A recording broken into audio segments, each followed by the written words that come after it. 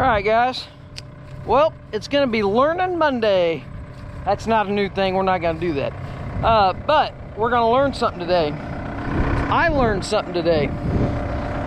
I've told you before, you'll never know everything. I don't care who you are, I don't care if you're a daddy, you ain't gonna know more than somebody else. It ain't gonna happen. I don't know a lot about this machine. I can fix it if you tell me what something's supposed to do. I can fix anything on it. I can tell you that. Well, so apparently, see this track here? That's adjusted correctly now. Now I guess I didn't check the back, but obviously it ought to be. Wow, that just seems like really loose. To me, that seems too loose. But for Deere specs, that's what it's supposed to be. So you're supposed to take a straight edge and put it from your grouser pad right there on your carrier roller, and then you run it up to here, and then you measure your droop at the lowest spot, and it's supposed to be 2 inches. Okay, that's what a book said in there. And I ran it by my buddy Jeremy, and he was like, I've never measured it like that. Usually you measure it on the bottom. And I was like, I know, but this is like a Deere book. And he goes, I don't know, do it and see. Well, I called the Deere dealer that sells the bigger stuff here in town, and they said, yeah, they told me the identical thing. He said, put a straight edge on it, all that. Well, this machine, if I pick it all the way up with the bucket in the back, the blade in the front, pick it up, track, my right side track would go half the speed literally as my left side track. I thought, you know, final drive, it needs a final drive. And my buddy Jeremy's like, whoa, whoa, whoa, check some stuff first. He said, I was watching your video, it looked like that the tracks on it were pretty tight. I mean, they weren't that loose like the one on the left side now.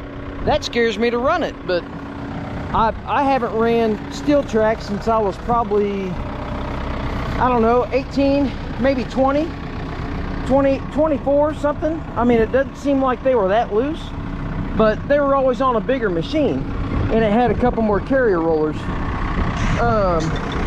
Anyways, but this one over here, our problem side, this is so tight.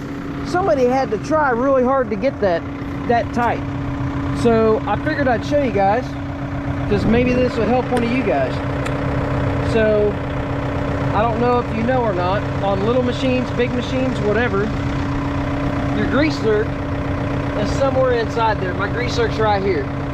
You don't want to pull the grease zerk out. You want to loosen the thing that the grease zerk turns into. It's a valve. So when you loosen that valve, it doesn't take much. You loosen that valve and it'll release grease out a little hole. I already did the other side.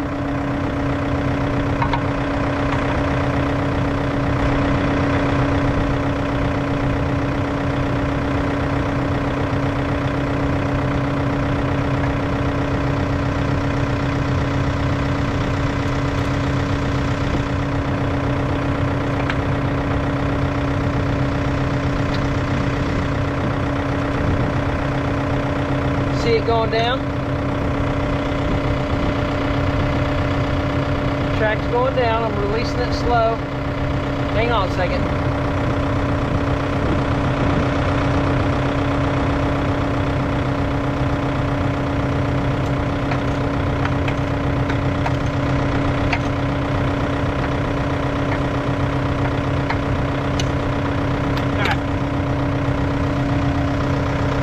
Alright, see how that went down? Reset the camera so you guys can see. Sorry for throwing it around. So I'm on the back, on the roller, and I'm above the carrier roller. Might still be a little strong. I'm a little strong, hang on.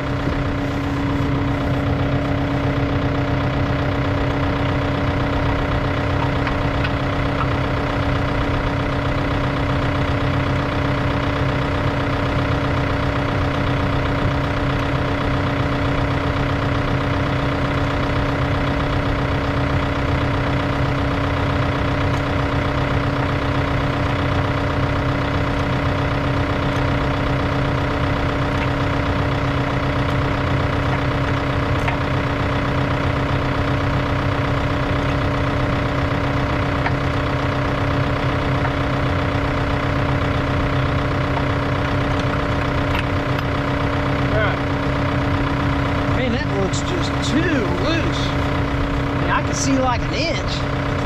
Looking at that.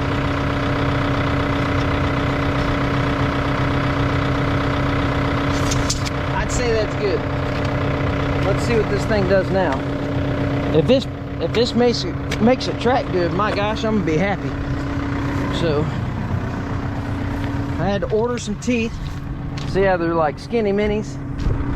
We figured out what those stupid things are. They are MTG Kingsmit teeth. So let's see. Let's see what this old girl does now.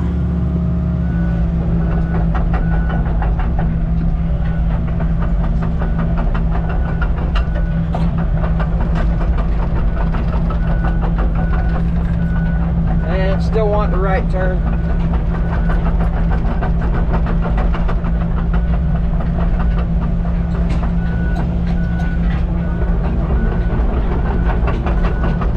Still want the right turn. Yeah, right side's weak.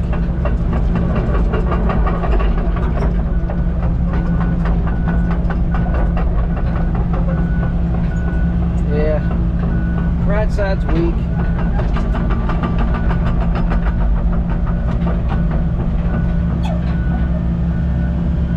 Man, that's upsetting. I was hoping that would at least help the cause. It really didn't. No. Left side's still way stronger. Here, let's see. Show you guys. Spin this girl around.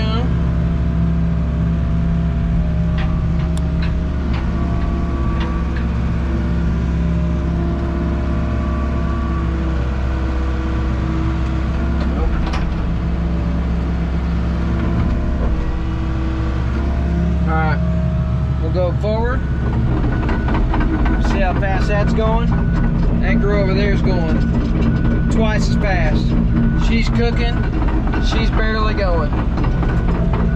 But I've been told, don't condemn it yet.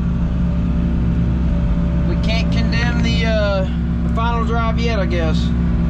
I think these have, at least in my research, I know Jeremy told me it had, I don't know, 3 or 4 things. I know I keep referencing Jeremy. He's worked on these a lot more than I have. He knows a lot more about these than I do. He knows what parts are in them and all that. I really don't. I don't know, you know, like I found out that these have a return, like a K-string filter. Basically, it's for the final drives. And since your final drives are the lowest point in the hydraulic system, a lot of times what happens is, see, this thing will barely turn right. Gosh, it's upsetting. I mean, if we have to final drive it, we'll put a final drive in it. I bought it knowing that, so. Anyways, but apparently they have a K-string filter in them. I don't know where that's at yet, but we're gonna find out. And then I'm gonna pull it and check it, and hopefully that's it. If not, I think there's a couple other things. There's a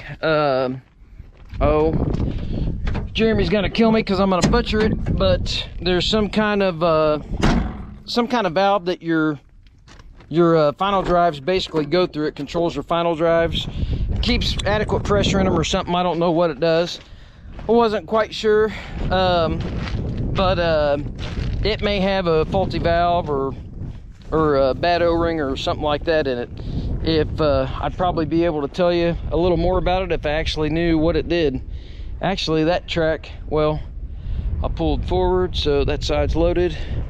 I'd say it looks like that track's still a little strong. That track is a little strong compared to the other side, but still, it at least has slack in it now, and it's no better.